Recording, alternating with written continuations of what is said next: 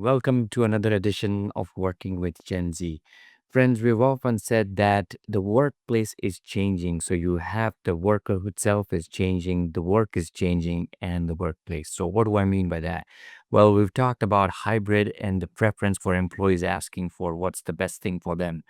We've also looked at the fact that the age for which people are working is also changing. The traditional age for retirement, which is considered around 60, 65, you see more and more employees are working. And that has an implication, which is to say that if more employees are working, is that impacting the younger generation? What can they do to grow, right? And vice versa. Also, the people who are working more, are they being passed by opportunities for development, promotions, and so on?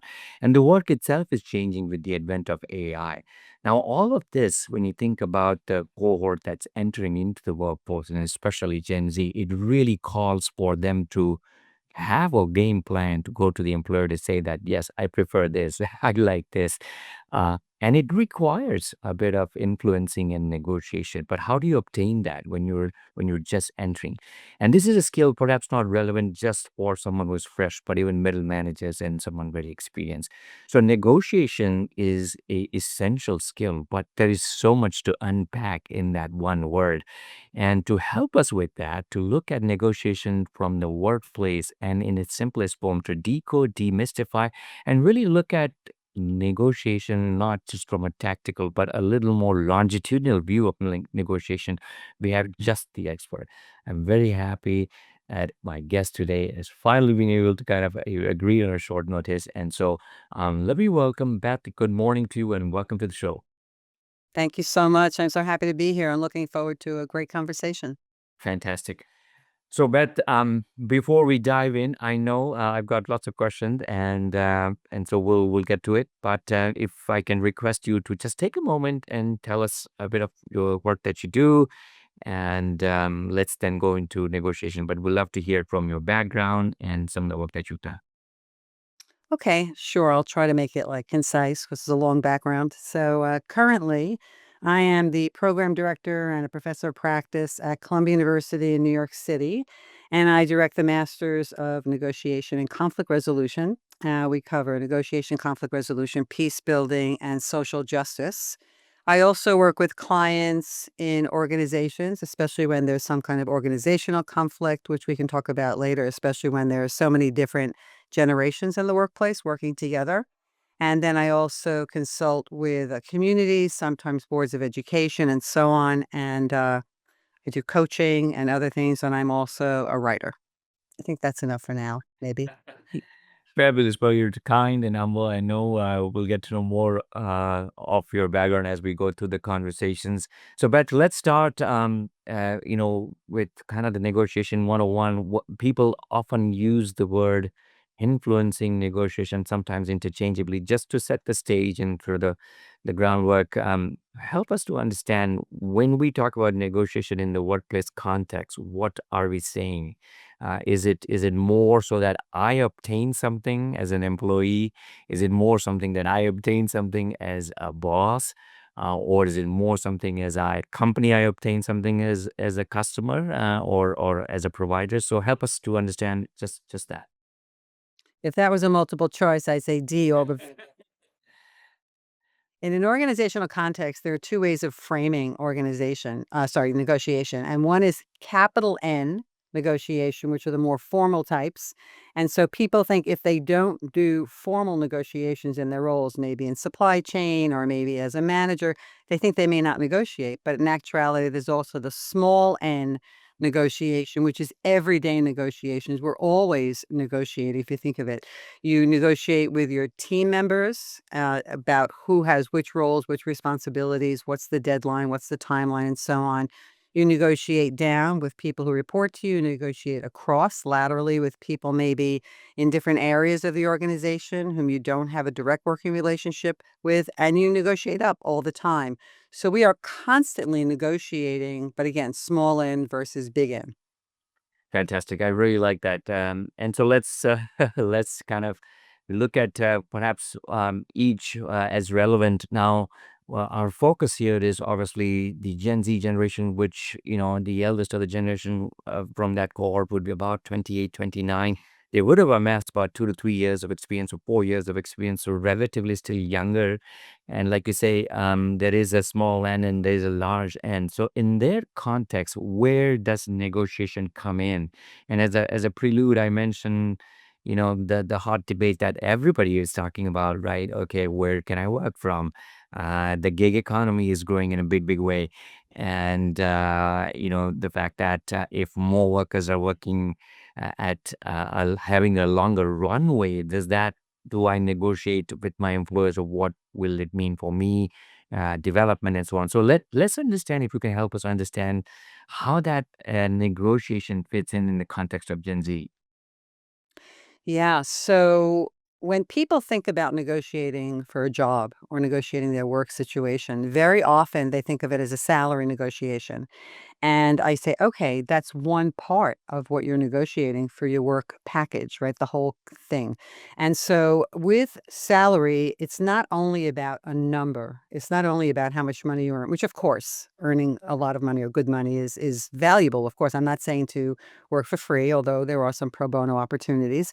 I think that we have to think more expansively about what it means. So you mentioned that people want to be flexible in where they work from. So ever since COVID, we've learned that work can get done remotely, that we can be effective. Now, we sacrifice certain things like maybe how we have social dynamics in the workplace and so on.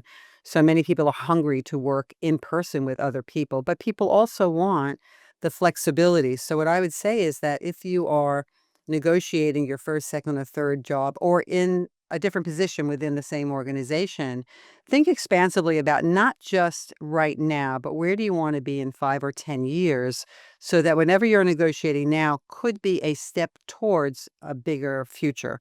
So, for example, you may want to think expansively about, what are my learning opportunities? What kinds of programs or workshops can the organization provide for me? Or will they give me tuition reimbursement if I go back for a higher degree? Will I be able to work on a high profile project where I'll get to learn skills and concepts, or work with somebody who I admire, who maybe can be a mentor to me? So there are so many ways of being expansive in what you're thinking. It's not only about salary, although starting lower does work out to be less money going forward. So you do want to also consider your salary up front, but it's not everything.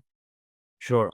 No, wow, that's excellent. Now, it it all makes good sense, and obviously you've got so many years of experience to say this, having helping clients and in the class and in different situations.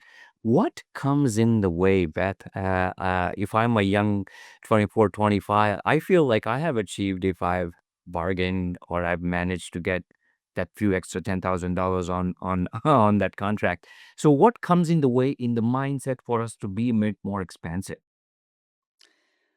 Couple of different things. So one is, a lot of the work I do also in my research is thinking about what goes on in our own narrative about who we are. So sometimes we, or very often, we inhibit ourselves. So maybe we don't have the confidence. Maybe we tell ourselves, I don't know enough. I'm not experienced enough. And so we're a little bit shy about asking for what we think we deserve. The other thing would be all the stories about how you are in relation to other people growing up. So if you are taught and you're in a culture where you have to revere your elders, and the person you're negotiating with is in that category, you have that story in your head about, okay, you need to be assertive and you need to ask for what you want, but you're also being rude if you're challenging the person who is a senior to you. So there's a conflict there. On the other side of the coin, for people in this generation, I have to say in my experience, is also a little bit of an attitude of, I deserve this. So sometimes people from older generations, like baby boomers, think you have to work, and then eventually you'll get to where you need to be. And I have to say that my experience with younger people is that, okay, I did that. Where's my promotion, or where's my raise, or something like that? And I'm like, it's not quite there yet. So sometimes it's how we ask for it. If we think that we deserve, and there's a lack of humbleness there or humility, then I think people don't like that sometimes too. It's like, okay, you have to earn a little bit more in order to be recognized to be where you want to be. You're not quite there yet. So there's an impatience to move ahead, Which, if we frame it in a positive way, that impatience is good. There's an earnestness, there's an ambition, there's a desire, there's an achievement orientation. We shouldn't dampen that spirit, but really work with it to help the person advance to be where he or she thinks they should be. Yeah, no, what a good point. And I remember that many years back, we used to do a program for one of the large companies here in Asia, wherein we had young people to come in. And this is a manufacturing company, it's a very global company. And we were obviously, manufacturing isn't very sexy, but trying to recruit young people to make a career out of manufacturing. So a lot of them were really sort of, very vocal about, okay, where will I be in 10 years, or will I become a vice president in 15 years? And, obviously that the executives on the other side were not able to promise that, which kind of turned them off. But I think it was kind of a reality check, as you were saying, that the fact that there's no guarantee. But let me ask you, but just on the flip side, that what is causing that? Is it is does technology play a role in that? And if you are an employer or if you're a boss, right? I mean, here's a generation which is probably been dealt with a certain amount of cards, right or wrong. They've seen the COVID, they've seen wars now, they're seeing that, they're seeing, fake news, they're seeing climate crisis, they're seeing plenty that, uh, so how do we look at someone who is very savvy in many ways, and perhaps, I hate to generalize, but maybe then the other generations, at least when it comes to technology quotient, right? So does technology play a role, and what advice do we give them then? Yeah, for sure. Thanks for bringing that up too. So, this generation grew up on technology way more than older generations, right? So they are savvy about it. And sometimes that's challenging because they know more than somebody who they're reporting to. And that person they're reporting to depends on them for the technology. So they feel they should be elevated for that knowledge that they have, which has its merits. The other thing I think that causes a lot of anxiety now is the whole idea about AI and the role of artificial intelligence inside of our world. And so people are concerned that jobs are going to be eliminated because of that. And then when you talk about climate crises and everything else going on, I think there's always been wars, there's always been conflict. I think that the media brings it home to us a lot more now that you cannot turn on the news without hearing about some major conflict in your hometown or around the world. It's a constant barrage of that information, which is anxiety producing. So I think a lot of younger people do have anxiety about that because they're not sure what their place in the world is. They feel more qualified in some areas, and they are, especially when it comes to technology, but less certain because everything is changing so much. I mean, what will the planet be like in 10, 20, 30 years?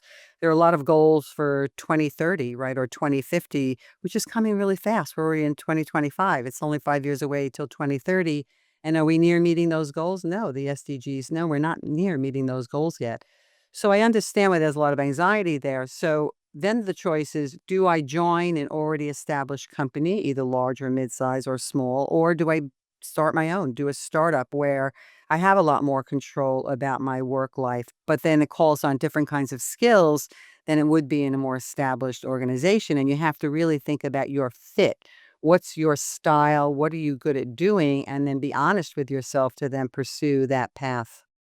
Yeah, yeah. No, absolutely. I think that's well said, especially acknowledging the fact that, yeah, they do bring more technology prowess to the table than maybe some of our other generations. But at the same time, we have to look at a little more holistically.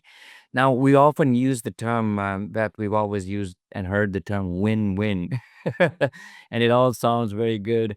But perhaps, and I'd love to kind of hear from you, how often does that kind of happen now, whether it's a contract with a client, or an assignment or a project. And I guess my next question is a bit more, if you can, this is going to be just more an aerial view, that if you have a simple frame of looking at, how do we make win-win happen? And it's just, I'm saying this more from the context of Gen Z, right?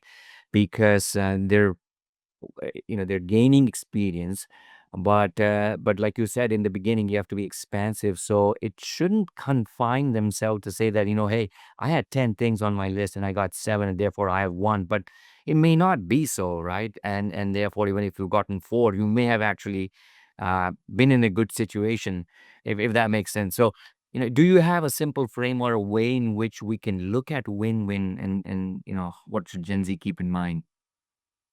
Sure. There are a couple of things to think about. So, one is yes, prioritizing what's really important to you, but understanding that this negotiation could be a stepping stone to more. So, it's not everything in one negotiation.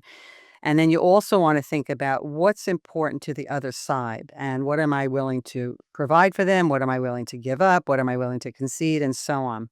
There's a concept called BATNA, which is best alternative to a negotiated agreement. And with BATNA, you want to understand, excuse me, you want to understand with your BATNA, what are my alternatives? Is everything in this negotiation and I have no other choices? Or do I have other choices that may or may not be as desirable? The more other choices you have, then the less important or risky this particular negotiation is. So you can be a little bolder in what you're asking because you know there are other options. If this is everything, then you really want to be careful because you don't want to alienate the other party.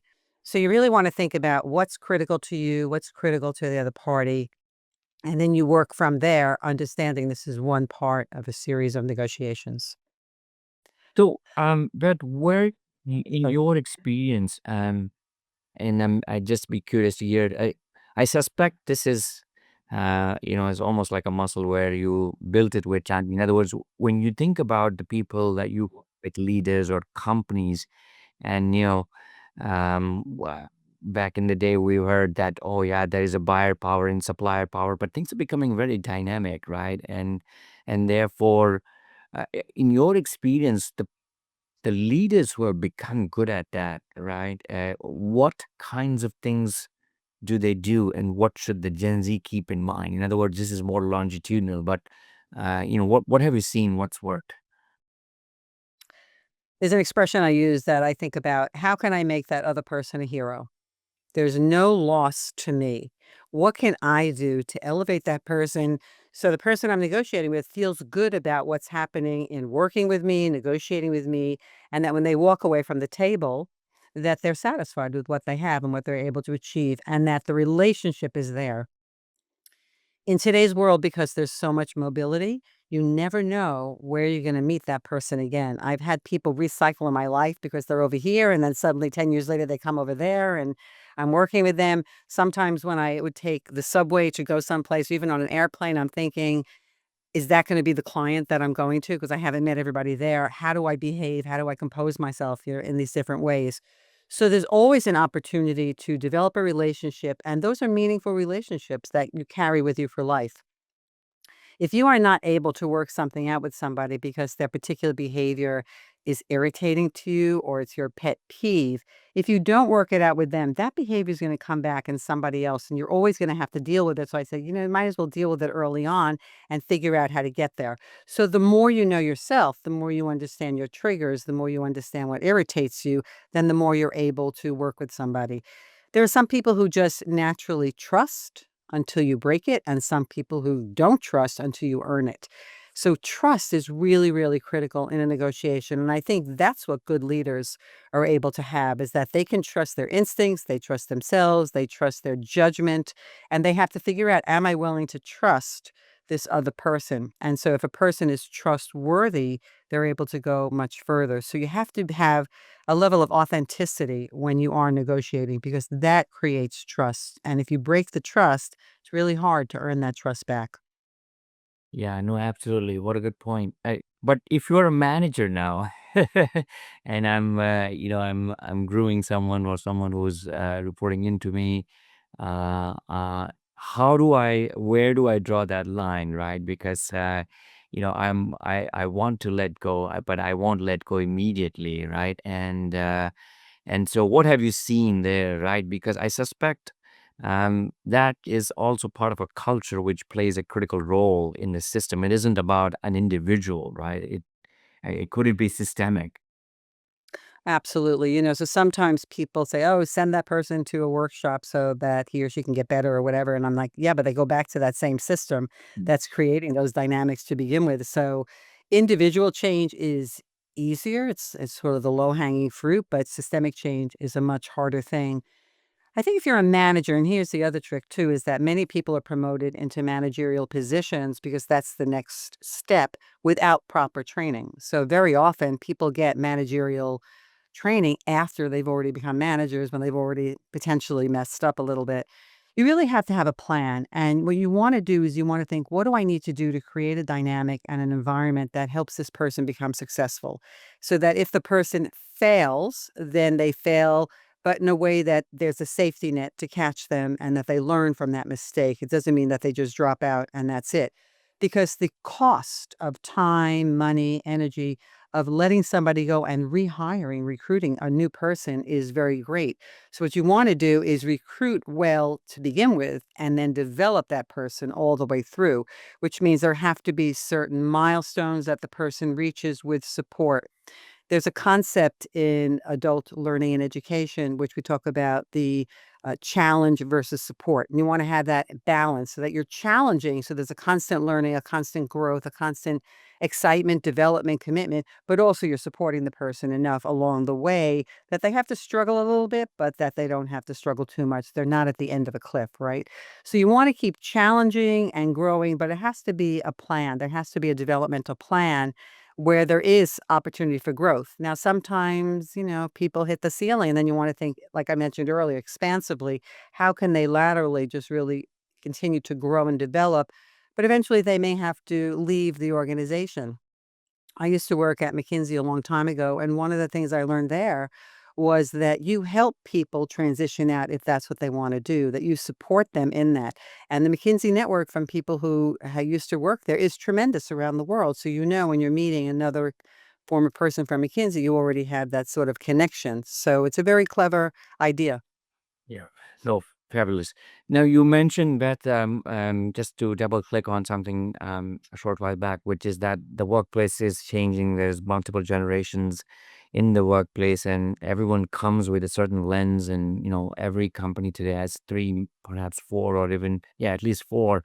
And so, to that extent, when you think about a generational landscape where four different generations are working together, and it isn't always where the boss necessarily has to be from Generation X or Boomer. It could be flipped where we see younger people leading generations like the millennials or even Generation X or others. And so, in your experience, when you see clients, right, this is a real issue, right? What comes in the way, or are there examples of where companies or leaders have made this successful within the company, right? Within their DNA. And so, how does one go about appreciating kind of the differences, but also the strengths, so that we can leverage, and it's very crucial because we like to think that you're on the same side of the team, but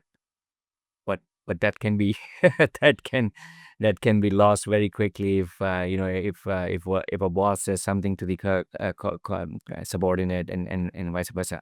So, anything that you can share that from what you're seeing from all your clients in a multi-gen workplace, as to how do leaders handle these differences, and when you think about negotiation, or what should they keep in mind?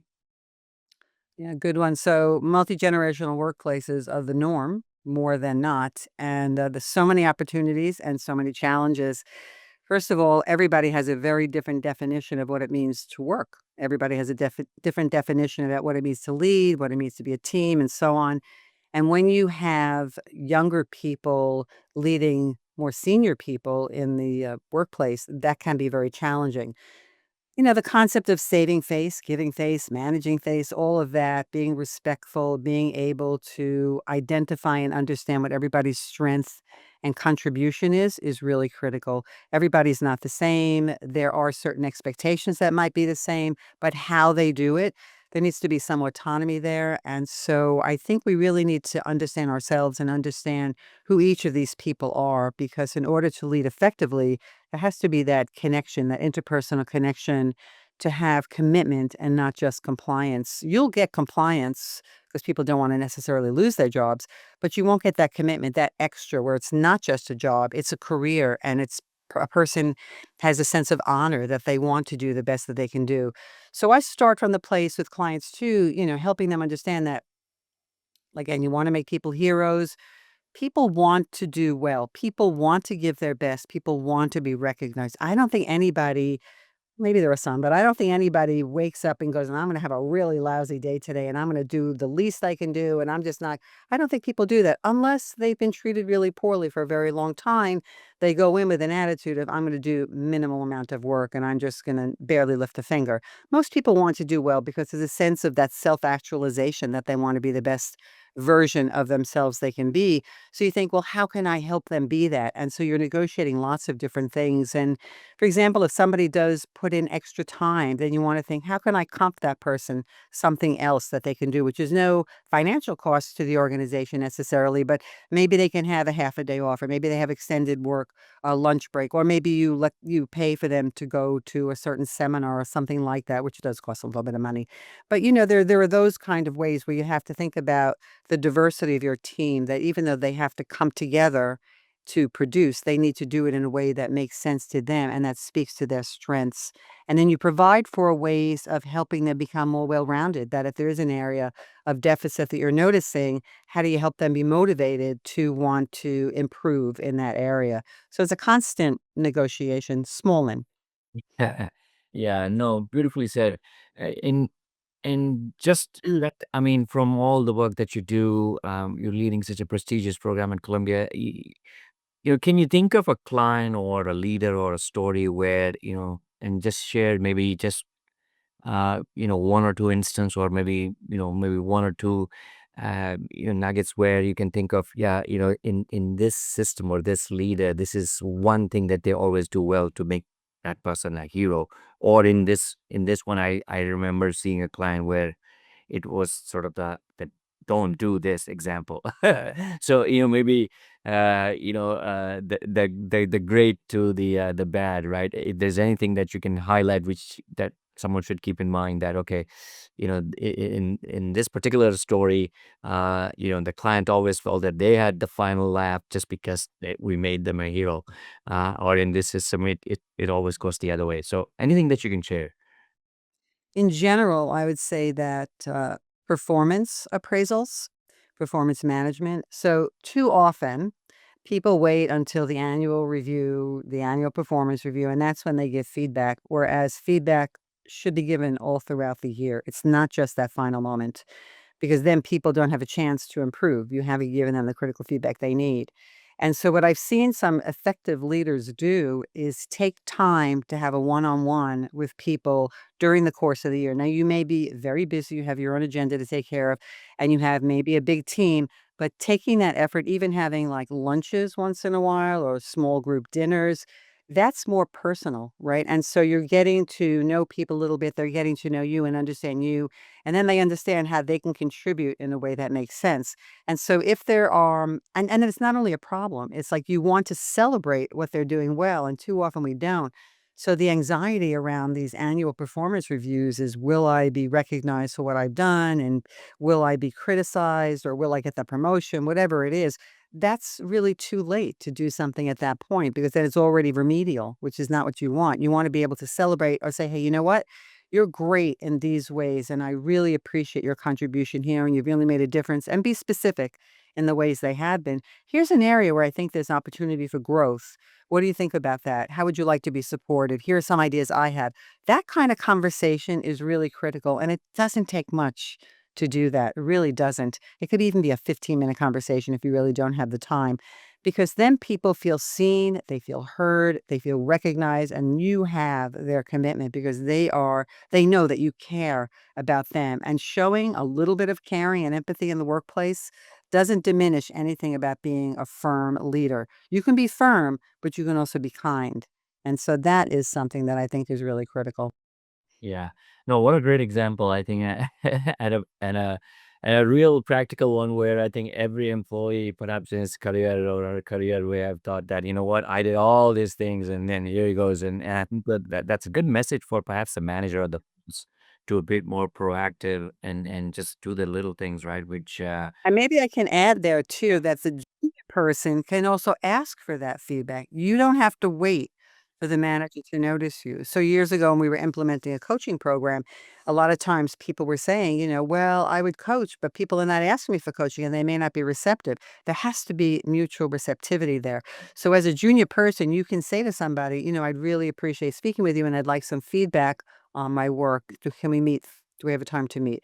That's okay, that's good to do, and that shows the manager or the leader that you care also about your performance and you care about how you show up in the workplace. yeah, no, again, yeah, very good point. And I think when it comes to Gen Z, for the most part, I mean, if you, again, not to generalize, they're quite far more vocal about it, or they're less timid than perhaps the other generation to just go for and seek feedback. And I think feedback is a skill, as you said, and both giving it, receiving it as well. So, Beth, just maybe as a way to close out, what are some of the couple of the do's and don'ts that you may have as a way from call to action for a manager, right? We're trying to build a negotiation skill set competency, but even more culturally. So what can they do, not do? That's one from their perspective. And then let's flip it over to the Gen Z, where as an incoming Gen Z, what I should need to specifically be careful about, whether it's a salary, whether it's a promotion, whether it's the appraisal, whether it's a project. So any just sort of words of advice, do's and don'ts for manager, do's and don'ts for the Gen Z. So for the manager, I would say don't assume that you understand why a person is doing what he's doing. So check your biases, look at the behavior, and try to understand the reasons behind the behavior, because there could be something going on that is can be easily corrected. There could be a different way of interpreting, especially people talk about cultures and diversity in the workplace. I think any two people in a room, there's diversity already. So in our workplaces today, even if it's everybody from the same culture, it doesn't mean they're the same. So there's a lot of diversity. We need to understand that our way of interpreting another person's behavior may or may not be accurate. And so we need to clarify and confirm our assumptions and then make a clear and supportive path for people to advance. And then you negotiate that with them all the way through. For Gen Z people entering, I would say look and observe, see what's going on, see how you fit in, and then make a case for yourself in a way that makes sense in that context. Build your personal relationships, ask for feedback, ask for different kinds of things, and then show up and show up well because you've done your homework in making an observation and understanding how to connect to your manager. Yeah. Those are some tips off the top of my head. Fabulous. I do want to just double click one thing before it goes away. You talked about relationship, Beth, and I know when we spoke as well. Can you just expand? I think far too often, and I see this again. Yeah, I mean, I hear with clients, and I think because of this expectation that everything has to be quick and here and now, and everything has to be instant. And just if you could underline the importance of relationship. You mentioned that you in a long career, you don't know, someone who was a subordinate could well be your boss, be in your next life. So can you just mention what on the relationship context that the Gen Z should keep in mind, especially building a negotiation sort of a mindset? Great. So relationships are critical. Relationships are everything. I don't think I've ever gotten a client contact through cold calling. I think everything has been because of relationships. You're building your network. Your network is everything. So your relationships are very critical. Everybody deserves to be treated with respect. And the respect in the way that they understand respect, not only the way that you want to give it. So you have to understand what is meaningful for them. You don't have to be best friends with everybody in the workplace. You're going to work, but you do need to be cordial and you do need to be respectful and you need to figure out how to value other people's contributions, which may not be obvious to you. You may think, what does that person do? But you need to understand who that person is. And I would always say that the person that troubles you the most, you have the most to learn from because you're learning about yourself and what's going on there that's causing you those issues. And so relationships are critical. It's your network, it's the now and your future. Yeah. Okay. Excellent. Well said. I think so just as a way to give our listeners and viewers some more resources, are there books or articles or places that they can go just more generally to, I mean, there's so much on it, but that you would recommend that check this out as a starting point to become familiar with negotiation? At the risk of being self-promoting, I will say that I have a book that came out in '23 called New Story, New Power: A Woman's Guide to Negotiation. And, it's for everybody because especially in section 3 out of 4, they're all different kinds of tools and frameworks and ideas about preparation process and post-negotiation follow-up, so that's very critical. And the, program on negotiation at Harvard has many, many resources that are there that are wonderful, and I know that, there are people from my own school, Columbia, the Handbook of Conflict Resolution has many chapters on negotiation, power, and different kinds of things, so that's a starter. There's the old Bible of the Field from 1981, Getting to Yes. It's a really good primer if you don't know anything about negotiation, it's a really good place to start as well. Yeah, no, thank you for that. And Beth, I was going to come to, to you next as a full resource that people can tap. So, how can people reach you and anything that you do all this work on negotiation? So, what from you? You obviously talk about the book, but where can they find out more about the book, about your work, and anything else that you do related to negotiation where that would be helpful?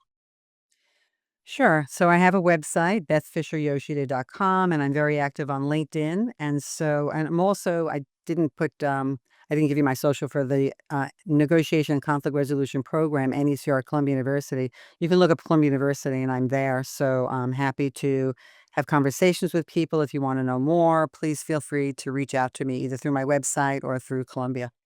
Okay, fantastic. So there you have it. We have the negotiation expert, and there's plenty available, sort of online. But do check out, as Beth mentioned, the book that you've written. Certainly, the resources with Columbia, your site, and the classics that you mentioned, and of course the Howard course. So, thank you again, Beth. I don't feel I have gotten everything, but I hope that we've captured sufficient just in our short 30 minutes or so. But really, I enjoyed it, and I think this is such an important topic. Because negotiation can be often overlooked, misunderstood. And I really like the two or three points that you mentioned. That is also about understanding about yourself, your triggers. It is really about expansive mindset. How do you make the other a hero? I mean, these are such, I think, valuable points of advice, and that everybody, every one of us, even the experienced person, can kind of keep in mind when you think about negotiation. And it is something that we have to learn and practice. So thank you once again, Beth. I really, really enjoyed it. I hope that when your travels, if your travels bring you to Asia, you and I can meet in person. But Right. outside of that, stay safe and take care. Thank you once again. Thank you so much for a great conversation. Bye now. Bye.